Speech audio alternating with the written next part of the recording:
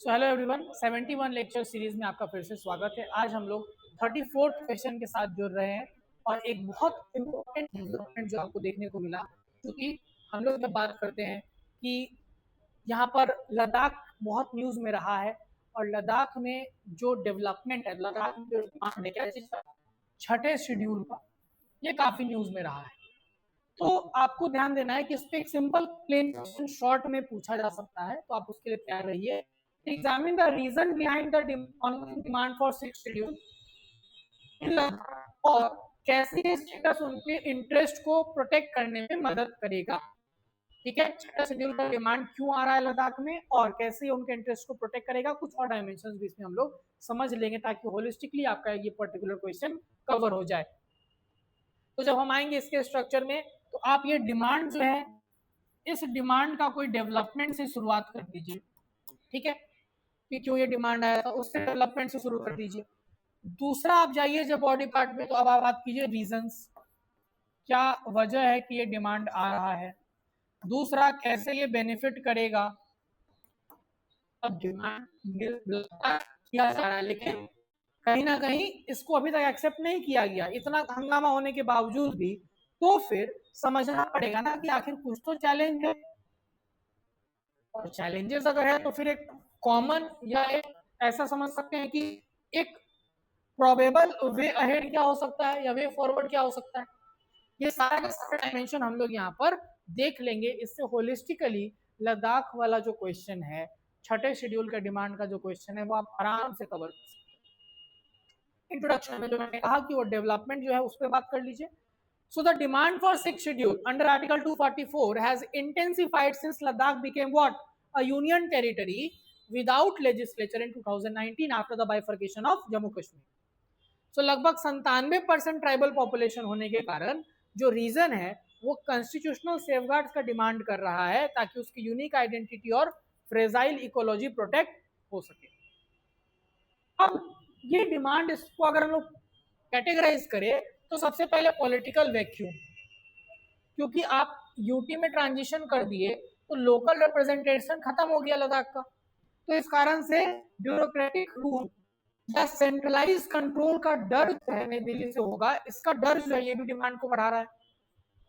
Demographic anxiety, क्योंकि अगर protection जो पहले 300 से मिल रहा था, अगर ये किसी और फॉर्म में नहीं मिलेगा तो लोकल्स को डर है कि आउटसाइडर्स का इन्फ्लक्स होगा और इनका डेमोग्राफिक ट्रांजिशन हो सकता है। Land and job security, again अपना डिमांड रहता है कि हम लोगों को कुछ बेनिफिट्स रहे, उस चीज का अगर एक्सक्लूसिव राइट्स खत्म हो, डाइल्यूट हो जाएगा, उसका डर है।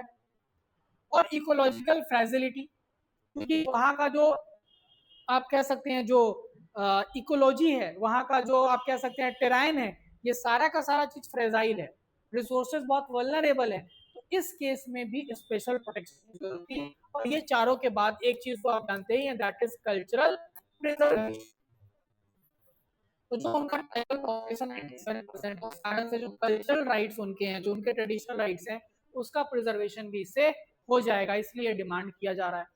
अब डिमांड करते क्यों है, क्या फायदा होगा इससे, तो क्या प्रोटेक्शन हो रहा है यहाँ पे। सबसे पहला, लेजिस्लेटिव पावर, क्योंकि ऑटोनोमस डिस्ट्रिक्ट काउंसिल जो है वो कानून बना सकते हैं ऐसे एरियाज पे जो उनका अपना क्लोजली इंटरेस्टेड मैटर है, जैसे लैंड, फॉरेस्ट, एग्रीकल्चर, इनहेरिटेंस, इन सब पे ट्राइबल कंट्रोल रहेगा। जुडिशियल ऑटोनॉमी, क्योंकि जो विलेज कोर्ट्स का प्रोविजन है, जो केसेस हैंडल करेगा लोकल ट्राइबल्स के, ये भी उनको ऑटोनॉमी देगा जुडिशियल मैटर्स के लिए। फाइनेंशियल इंडिपेंडेंस, ठीक है, क्योंकि उनको क्या होगा, powers to levy certain taxes और रिसीव डायरेक्ट सेंट्रल ग्रांट्स। तो इससे फायदा होगा, क्योंकि डायरेक्ट सेंट्रल ग्रांट्स उनको मिलेगा, फाइनेंशियली वो बहुत स्टेबल और वायबल हो जाएंगे, प्लस अपना ट्रेडिशनल जो कस्टम राइट्स तो प्रोटेक्ट होगा ही होगा। ठीक है, अब देखिए इसके सामने प्रॉब्लम क्या है, क्यों नहीं मिल पा रहा है लद्दाख को स्टेटस इतना हल्का नामा के बाद। सबसे पहला, एडमिनिस्ट्रेटिव ओवरलैप, क्योंकि ऑलरेडी लेह और कारगिल में हिल काउंसिल्स हैं, LAHBC नाम से, एंड कारगिल हिल काउंसिल। अब छठा शेड्यूल के अंदर अगर इसको ऐड करते हैं तो वहां पे बहुत लीगल रीस्ट्रक्चरिंग करना पड़ेगा।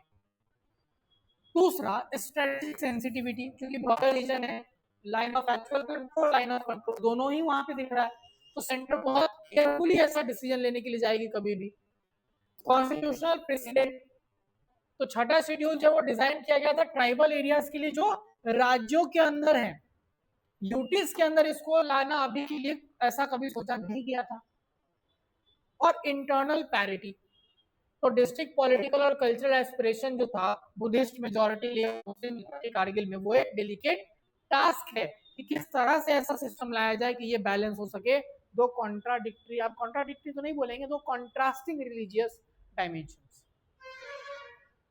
Now what should be the way forward, क्या किया जाए? तो constitutional middle path, Ladakh specific amendment करिए जहां पर यूटी के अंदर ही कुछ स्पेसिफिक एक्सक्लूसिव राइट्स मिल जाए।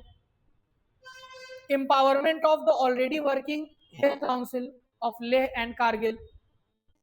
डोमिसाइल प्रोटेक्शन, ये इंश्योर करो कि लोकल्स के लिए कुछ स्पेशल प्रोटेक्शन रहे वहां पर, कि वो चीजें जो है वो केवल उन्हीं को मिलेगा, चाहे लैंड राइट्स की बात करें, जॉब्स की बात करें।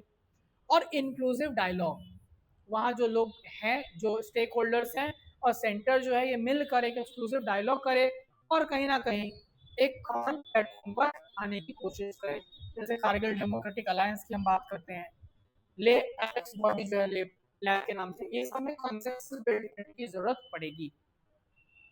Lastly, you will conclude that the quest for sixth schedule is a pursuit of development with identity.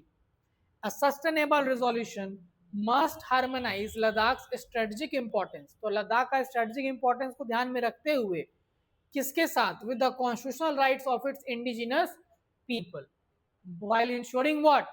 That progress does not come at the cost of region's socio-cultural fabric. ये ध्यान देना पड़ेगा कि इस तरह से हार्मोनाइज करना पड़ेगा चीजों को कि हमारा सिक्योरिटी का एस्पेक्ट कंप्लीट रहे, हमारा कल्चरल इंटरेस्ट भी प्रिजर्व रहे और ग्रोथ साथ साथ चलता है।